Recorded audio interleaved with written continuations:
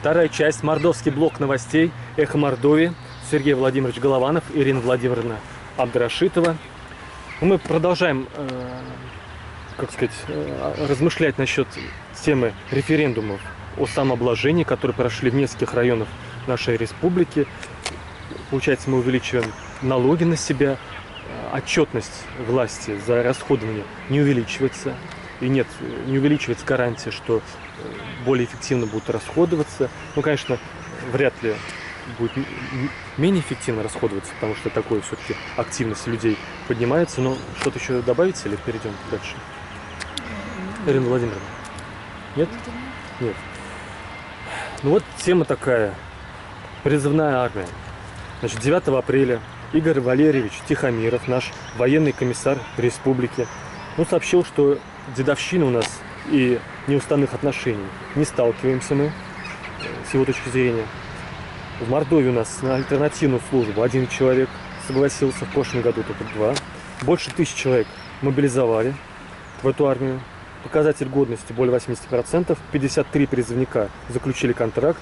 В Мордовии около 600 уклонистов и тех, кого не удалось оповестить. Как вы к призывной армии оба относитесь? Вот я сам, позитивно? Я сам служил в армии 2 года, и, значит, то есть было понятно правило, что все должны служить. То есть, когда я служил, тогда служили все, кто проходил по состоянию здоровья, в том числе и студенты. И, кроме того, даже дети начальников тоже служили. А как должно быть? Как должно быть, чтобы уважать права людей, чтобы считать, что профессия охранника не более важна, чем профессия врача? У нас нет же обязательной работы врачом в течение года, обязательной работы художником в течение года. Что художники менее нужны, врачи менее нужны обществу, чем тогда как же мы без врачей общество? Поэтому давайте ведем обязательные службы в течение года врачом. И всю жизнь так распределим человека, допустим, 60 лет, 60 профессий нужно освоить нужных обществу. Сантехникам. Нужны обществу сантехники? Не я гость программы, вы комментируете. Общество, государство, это Вы, в общем, оба поддерживаете. Правильно? Просто что нужно понимать, что... Я вами недоволен.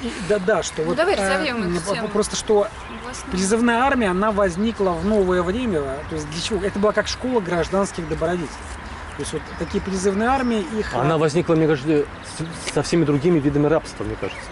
Нет, существовали разные формы набора. Был рекрутский набор, например, если в рекрута брали крепостного, то он отслужив 25 лет, он становился свободным и получал даже небольшое пособие, мог поселиться в городе. А мы в госслужбе можем работать после армии. Да. Тоже? А призывная армия, она рассчитана на то, что в ней все служат недолго. Это своеобразно школа каких-то таких гражданских добродетелей, например, во время службы в армии люди могут побывать в других регионах, познакомиться со своими сверстниками из других регионов, что у них возникала идея, что такого национального государства. Но процент смертности в армии выше, чем не на воле, а в мирной жизни. Соответственно, год это очень много. За год многие люди успевают умереть. За год можно сделать очень много жизни. С какой стати вообще год жизни отдавать насильно? Это то есть бесплатная работа охранникам обязательно для... не ликвидировать надо этот институт, а усовершенствовать. Нет, либо поэтому недовольство такой массовой армии. Я вами недоволен. Оно привело к тому, что возникла идея профессиональной армии. Я шучу. Поэтому возникла идея профессиональной армии. Но на профессиональную армию оказалось, что не хватает денег. Хватает. Сейчас и поэтому сейчас эта тема армии, она закрыта, там очень много секретности, и поэтому тем более, что для России традиционно мы сейчас до сих пор живем в таком состоянии, когда у нас постоянно войны возникают. И мы всегда не виноваты. Мы их развязываем, но говорим по телевизору, что мы не виноваты. Да, это уже становится позже, уже позже известно подробности это открытия, но покуда они существуют много тайных войн, и другие государства, они тоже ведут. Благодаря интернету сейчас известно подробности. Тайны. И поэтому, например, если государство хочет дальше вести войны, что лучше бы, если будет профессиональная армия, то есть люди, которые прямо идут убивать за деньги. Вот сейчас в Сирии Да, да, и в да. Украине все равно контрактники тоже. Да. То есть вот, например, да, и там как бы это очень хорошо, что, то есть, во-первых, там, И в Африке. да, что это вот люди конкретно хотят заработать большие деньги. И, Ну там, вы оправдываете заранее преступную цель. Ну, иначе... Нам нужно говорить, чтобы мы не развязывали войны, а не то, что как. То есть я понимаю, что вы пытаетесь объяснить вот эту просто, тенденцию. Да, просто люди с высоким уровнем агрессивности, их лучше, значит, вот им дать автомат Калашникова и его, значит, отправить в Африку, там, под джунглям гонять кого-нибудь. Да? Чем они здесь будут приставать к прохожим, там, курить есть. Полиция, там, чтобы не почему- приставала Может, к это прохожим. школа мужества, а не школа убийства. Вот так вот ее воспринимать, армия. Школа мужества. Да, потому что есть люди, То которые... есть если человек не прошел армию, он не мужчина. Нет, это не Потому значит. что он Но не если может он пройти. прошел армию, он мужчина. То есть нет, Не, ну наоборот. обычно как бы вот такая идея, что если человек там прошел в армию, он как бы, некая такая школа государственной службы, ему там вот это будет как его бонус. Им приобретает бонус, что вот он... Плюс к мужественности. Ну, да. Не что обязательно. что ему можно там в руки оружие доверять, вот, что он там может работать охранником. Ну как в 19 веке, да, холопам. Они хотели служить, чтобы... Или в советское время крестьяне не могли получить паспорт, а если ты служишь, тебе дают паспорт. То есть Да. вот это холопское отношение, но я вижу, оно вас Нет, не ну сильно служба не возмущает. гарантия того, что умеет с автоматом обращаться призывник. Не гарантия. Сколько примеров, что они подметали просто аэропорт и все. Да. Кто служит, но то есть тем не менее система какая-то. Но автоматом это неделю Ну, научиться. в советские чтобы- времена там тут год. солдаты часто были крепостными, как бы вот у офицеров, что даже там характерное выражение там «дай мне людей» там что-нибудь. Значит, как принести там или чемоданы донести, там, разгрузить в магазине и так далее. Ладно, я надеялся, что мы сольемся в экстазе здесь, но не получилось. Следующая новость. У нас в конце апреля появилась информация, что скоро снесут культурно-развлекательный центр «Киномакс Победа». Уже с осени не работает кинотеатр, а 30 апреля был последний рабочий день. Какие вот у вас воспоминания с этим зданием?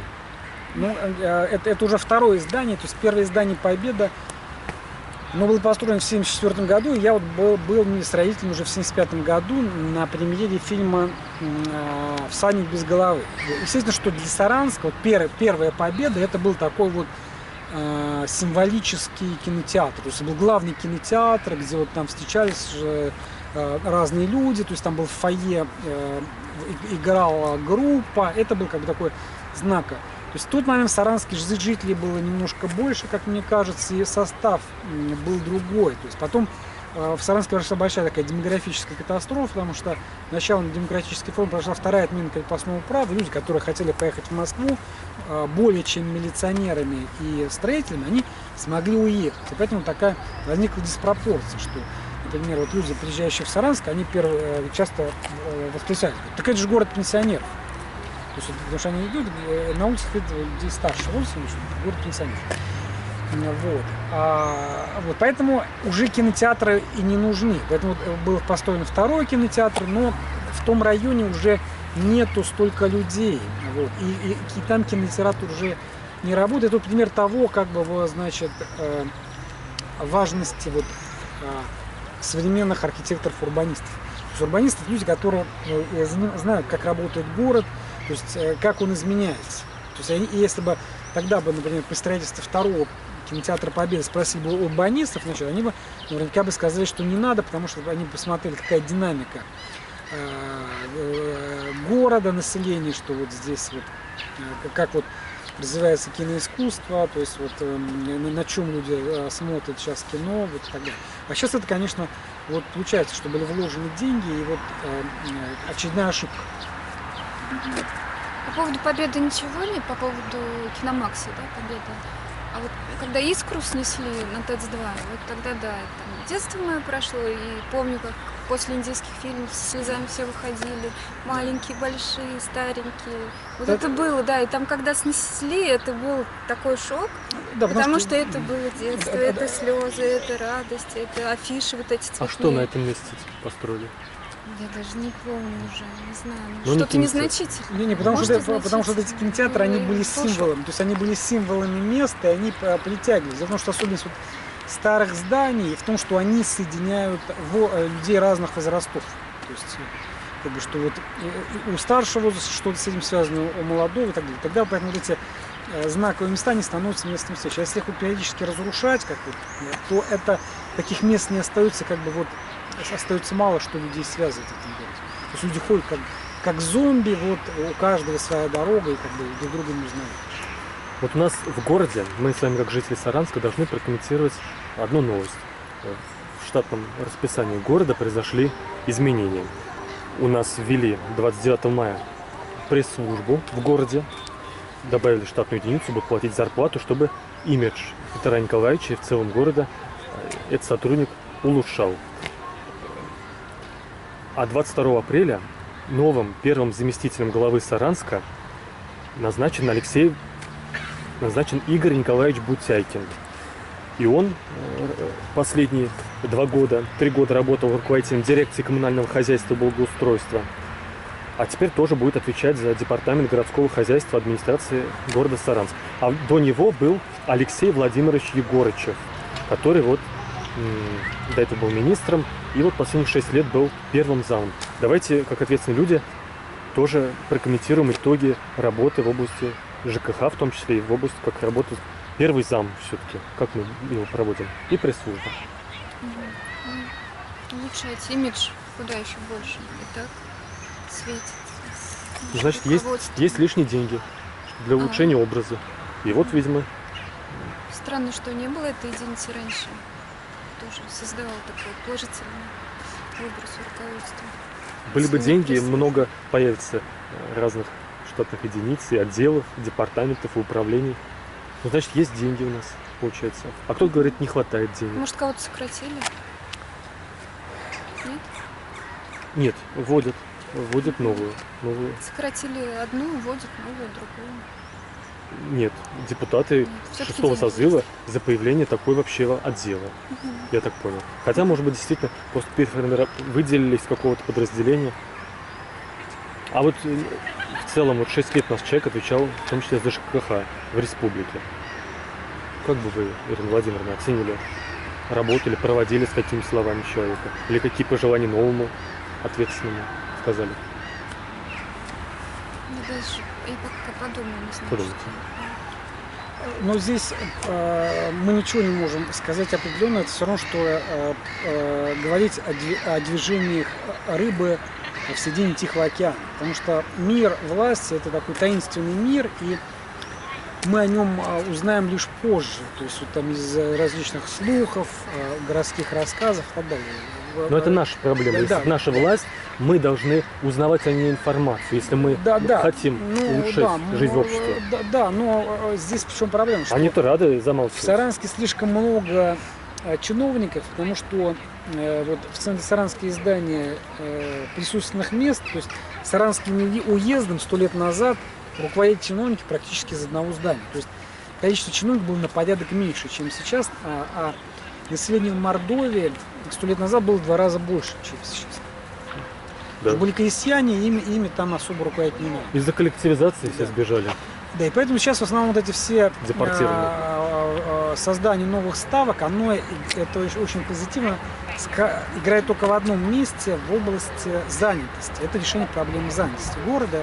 Я думаю, что мы всем желаем счастья. Вот. А так вот как бы радикально я решил вообще проблема, что я бы вообще закрыл бы вот эту мэрию, горсовет, там бы открыл танцевальную школу.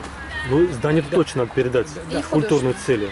Да, потому что здесь в Саранске относительно мало. Центральное место, и там в Саранске относительно мало танцевальных школ, то есть здесь для города были бы более полезны какие-то такие вот клубы социальных танцев. И вот, соответственно, что, например, чиновники могли бы, значит, как-то этому способствовать. Да, чиновники пусть не обижаются, без обид. Да, просто действительно центральное здание, историческое. Ну вот, например, в центре Владимира в прошлом году у них там, вот, значит, ведущие танцевальных школ, хореографы, они чуть ли не каждый день, они там устраивают такие вот бесплатные показы вот танцев, и там вот в центре города там по вечерам люди вот танцуют такие, то есть социальные танцы, танго там, современные и так далее. Вот это смотрится очень позитивно. У нас вот очень грустно. Я на каждый вечер хожу в парк, и там на главной эстраде там, значит, хореограф, она репетирует такие обязательные танцы для вот, вероятно, каких-то мероприятий. там как бы вот видно, что вот ей очень трудно. Ой, я вчера шел, Да, такой у него уставший голос. Да. Мне так ее жалко И было. дети там тоже, ну там детям еще приятно, что там мальчики с девочками могут, значит, пообщаться, там, подержаться друг за другом, хотя бы где. Вот это хорошо. Но было бы лучше, если бы, например, там было бы, они бы вместо пресс-секретаря, они бы платили деньги. Есть много хороших хореографов в Саранске. В Саранске очень удивительно много хороших хореографов. Им бы платили, например, что вот мы вам сегодня дадим небольшую денежку, а вы, например, час там людям будете показывать разные там движения, вот, то есть такими час поработать массовиком затем. Было бы лучше для атмосферы города. Потому что в большинстве случаев, как бы, вот мы, Саранск, вот в чем особое преимущество, что это очень маленький город, и мы, как правило, все друг друга знаем. И мне стоит прийти в какую-нибудь контору, я там вижу либо одноклассника, либо однокурсника, там, а вот с этой там девочкой наши горшки стояли рядом в детском саду и так далее. То есть это всегда приятно, то есть мы можем вот чисто по-человечески разговаривать. И нам не нужно там создать имидж друг друга, мы все друг про друга знаем. Да, пресс-служба — это пыль в глаза, прежде всего. Я считаю, вообще налоги надо уменьшать. Если у вас есть вообще мысли о том, чтобы придумать какие-то лишние расходы, значит, надо уменьшать налоги. Но для этого должны быть жители города. Они должны быть не холопы. Они должны... вот женщина пошла, и ее там Нет, у нас такие... Все равно молодец, у нас такие что ее беспокоит. Мертвая рыба уже. У нас такие правила игры. У нас приблизительно году в 95-м в России при Ельцине произошло восстановление вертикали власти на уровне Ивана Грозного. То есть, что вся страна стала управляться с центра. То есть и отсюда, следуя этой логике, глава сельского поселения, он как раз является таким нижестоящим начальником, как сержант в армии. Ну, то есть, как бы президент, он владеет всей страной, то есть он управляет всей страной. А председатель сельсовета, он вот участком своего села, такая же он вертикаль управляет. власти была, наверное. Да. Но нет, в Советском Союзе там был такой момент, что были периоды истории, когда они пытались сводить коллективное руководство, чтобы была ротация кадров, чтобы не на одном человеке. И была такая вот как бы вот коллективное руководство плюс ротация кадров. И как бы сильно они пытались еще что-то вот добровольцев как-то организовывать, но в любом случае система, каковы правила игры, что если это вот вертикаль власти, тогда страна управляется как завод. То есть, например, вот здесь недавно приезжал профессор из Шеффилдского университета, который посчитал замечательную лекцию. Он сказал, что вот в мире есть демократия существует в стране, но демократии нет в бизнесе. Вот четко различается. В бизнесе нет демократии. Нет демократии на заводе, в компании и так далее. Демократия есть в стране. Вот. Соответственно, что если мы страной управляет как заводом, вот у нас такая идея, что можно вот найти умного директора завода, и вот он будет управлять территорией как заводом. То есть и это, в принципе, трудно, потому что он не может держать все в своей голове. Потому что, например, мне каждый день жалко мэра Петр Иванович Тултаев. Потому что я вот читаю там социальные сети, там без конца: Тултаев, сделайте вот это, Петр Николаевич, сделайте это. Это вообще, это же какая у него ужасная должность. То есть там вот здесь, значит, кран потек, виноват Тултаев. Там, то есть это же ужасно. Вот, то есть, ну, тяжелейшая работа у человека, то есть он как бы вот, и пожалели бы его, пожалеете его, что вот это самое. Вот, но таковы правила игры, то есть правила игры, в которые они указывают. То есть они считают, что вот что вся страна как завод, что вот мэр это как начальник цеха, которого должен знать, вплоть до того, что где у него какая гайка лежит. И это вот так. Но тем не менее, вот нас первому заму, почему мы скажем? Какие пожелания? Что он хороший человек, Это еще мы не знаем. Да. Ладно, прошедшему. Но прошедший тоже. 6 лет работы ЖКХ. А этому зам сказать, что, как сказала Ирина Хакамада, Россию спасет ленивый чиновник. То есть, что не мешал, да? Нет, смысл такой, что ленивый чиновник, он сделал так, чтобы все работало само. И тогда, вот, то есть, правильно, когда чиновник, какой бы он ни был, он ровно приходит на работу и ровно по времени уходит, и отдыхает в субботу и воскресенье. А у нас здесь вот проходишь... При этом все работает. Да. А у нас проходишь, вот, видишь, значит, часто 8-й этаж, вот, Советская площадь, огни горят, 9 часов вечера. Это вот кабинет главы Мордовии. То есть бедный человек, то есть мне его жалко. Вот, я часто вижу, что там в 10 часов вечера его кортеж едет там по дороге. То есть это же... Кортеж. Да, кортеж. Картеж это они после работы. Да. Вот, то есть это же как бы ужасно. То есть я желаю, чтобы он утром строго по расписанию уезжал и все выходные там отдыхал и так далее. И тогда он сделает так, что все работало само. И вот, да. Добавить что-нибудь? Ну, там, где сидит правительство, из здания балы, наверное, не надо делать, а вот дни открытых дверей было бы интересно. А там же закрытое такое учреждение.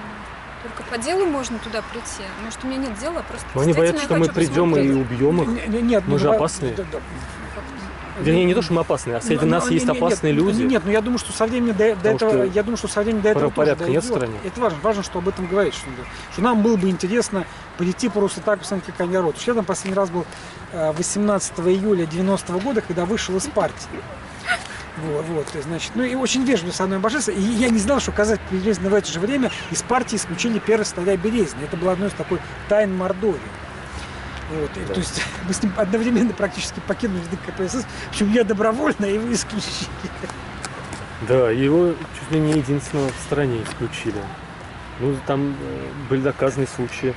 Вот, Как я знаю, коррупции. да, и мы желаем, чтобы вот, значит, мне кажется, что сейчас власть, она могла вполне вернуться вот в Желтый дом, вот, им бы вполне хватило. А Белый дом я бы сдал бы под офисы, то есть я бы сделал такой бизнес-центр, Белый дом, там, значит, то есть у них там кинозал есть, кино можно показывать, там концерты, вот, и такие были бы хорошие. А в здании ФСБ можно тоже так же? Вот В снесли здании- историческое и здание, галереи там красивое. Да, в здании ФСБ можно сделать было бы картинную галерею, тоже там художественная есть. школа, но я бы тоже сделал бы еще танцевальный зал. Там Всё-таки. я бы записался на танго. Да, вот я сейчас как бы заканчиваю магистратуру и продолжу занятия танцем. Потому что у меня друг Сергей Гладышев, владелец танцевальной школы на Тарасове, вот я у него занимался до того, как поступил в магистратуру. Вот я собираюсь продолжить. Да. Про Березина это наша точка зрения. Вот следующая новость.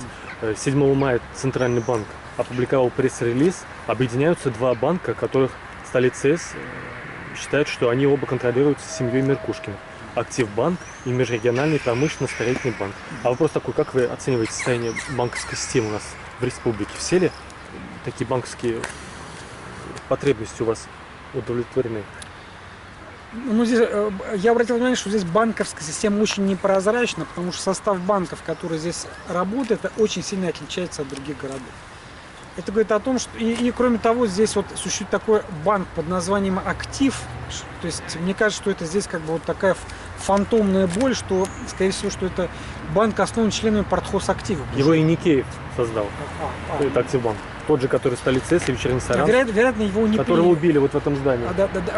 Вероятно, его не приняли, значит. Два пистолета с собой носил, но не успел достать. Да, ну вот, здесь очень банковская система, на мой взгляд, очень темноватая, потому что обычно в других городах там играют такие федеральные банки, то есть и у них, как правило, хорошее обслуживание. А здесь вот существуют такие специфические, потому что в других городах все вот такие местные банки, которые были созданы бывшими членами партхозактива, они не выдержали конкуренции и загнулись. То есть они закрылись. А здесь, скорее всего, что они существуют, и, значит, в них вряд ли хорошее управление. То есть они, скорее всего, работают не так хорошо. Но здесь просто чувствуется. В Саранске, вот, чем особенно, что здесь чувствуется такая очень сильная архаика. То есть, что здесь вот как бы, значит, такое ощущение, что ранее большая часть сотрудников банков раньше работали в московском зоопарке и охраняли там черепах. Что их там оттуда уволили из-за медлительности, потом они вернулись в Саранск и работают в банках. То есть как бы находится в состоянии глубокой заторможенности. Это очень так сильно отличается. Вот когда я просто приходил, здесь так. Вот, поэтому здесь что банки, которые контролируются Меркушкиным, я бы посоветовал Меркушкиным стать бизнес-тренерами. То есть, чтобы они здесь вели тренинги на тему, как добиться успеха в Республике Мордовия. Потому что иначе к нам заезжают бизнес-тренеры какие-то несолидные. То есть они ничего не добились. Ну, просто они все, что они создали, это компании, их бизнес-тренеры. Я думаю, что как раз именно наши члены местного списка Forbes, они должны стать бизнес-тренерами и рассказывать, как добиться успеха в Мордовии.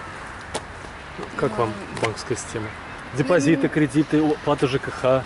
Единственное, далее. что могу сказать, в актив банке, и была я еще в Сбербанке, нигде нет очередей, обслуживания. И в актив банке я снимала последние 50 рублей, мне какие-то были там на счету. Все, закрыла счет быстренько за 1 минуту. И некоторые новости. Пропустим последнюю новость. Времени осталось мало. На короткий комментарий. Новость у нас, как обычно, в конце международной. Берем пример с других стран. Вот снова, получается, берем пример. Хочу взять пример с Украины. 20 мая инаугурационная речь. Владимир Александрович Зеленский говорит: нас 65 миллионов, обращается он ко всем украинцам в мире. Обращаюсь к вам. Всех, кто готов строить новую, сильную, успешную Украину, вы нам очень нужны. Привезите, пожалуйста, нам ваши знания, опыт и ментальные ценности. То есть вопрос, стоит ли нам вот брать пример с него. И вот Владимир Дмитриевич Волков тоже уже эта проблема озадачен, без всякой Украины. 27 марта он тоже в ежегодном послании говорит, что миграционная убыль – это одна из главнейших проблем. И вот он говорит, как ее решить разными способами. Как вы считаете, вот эта задача возвращения тех, кто родился в Мордовии, тех, кто там связан с семьями с Мордовией, сюда на родину, со всех стран, со всех концов страны, с других стран, это вообще правильная ли задача? Стоит ли нам вот увеличить до 2 миллионов, до 3 миллионов населения республики и прилагать к этому усилия? Или выдумана эта проблема? Зарплаты здесь не будет больше, чем в Москве, кто сюда вернется? Да, да. А вы бы хотели, Ирина Владимировна, чтобы население каждый год увеличилось по несколько сот тысяч, через 5 лет уже 5 миллионов, может, проживало в Мордовии, потом 10 миллионов, и стало бы самым Такого не населенным? будет. А вы бы хотели жить в населенной республике? Чтобы миграция была, чтобы экономический рост, бум со всех стран, Мордва приезжала, татары, Я бы русские. хотела, чтобы больше не уезжали, чтобы были рабочие места, высокая зарплата. Больше не уезжали, не нужно возвращение. Что нужно для этого сделать, как вы считаете? Сейчас, Ирина Владимировна, а то Ирина Владимировна. Я еще не придумала. Вы не успеете. И лаконичный ответ. Да, но здесь у нас мы пока еще не достигли уровня такого взаимного общения, взаимопонимания. То есть у нас покуда и власть, и общество, они работают в режиме монолога. То есть это как встретились два одиночества, у нас власть как бы в режиме монолога. Куда-то в пространство, в сторону Альфа Центавры, как бы такие монологи произносят. Ну и периодически у нас возникает оппозиция, которая там в сторону созвездия Лебедь тоже. И они, как правило, друг друга не слышат. Ну, то есть, например, здесь, здесь как бы существует внутренняя коммуникация и внешняя коммуникация. Да, что есть одно принято говорить официально, а на самом деле человек сходит с трибуны и говорит: ты что на самом деле? Да ты что, дурак, что ли, вообще? Вот. И, то есть, да, что это вот как бы официальная коммуникация, неофициальная коммуникация. И, вот, и важно, чтобы вот эта официальная коммуникация, неофициальная коммуникация совпала. Ну, чтобы вот чиновники услышали бы там парикмахеров, продавцов, там, владельцев магазинов, там, шиномонтажников и так далее. И, соответственно, и как бы вот шиномонтажники тоже поняли, что вот чиновников нужно любить, потому что они больше ничего, как правило, делать не умеют, кроме как сидеть. И что самое достойное, что мы можем сделать, дать им возможность вот спокойно в креслах дожить до пенсии. Все равно они там все болеют сердечно-сосудистыми заболеваниями, сахарными, диабетами. Вот, на них без слез уже не взглянешь. То есть это просто как бы вот просто уставшие люди, и нужно дать им возможность вот как бы так достойно дожить, значит, достойно их проводить последний. Да. Уважаемые чиновники, не обижайтесь, Сергей Владимирович, любя. И, уважаемые телезрители, напоминаю, что в нашей программе «Мордовский блок новостей» «Эхо Мордовии» для вас отвечали, комментировали новости Мордовии за апрель-май, сразу за 2 месяца у нас было, Ирина Владимировна Абдрашитова и Сергей Владимирович Голованов. Спасибо им большое. Спасибо.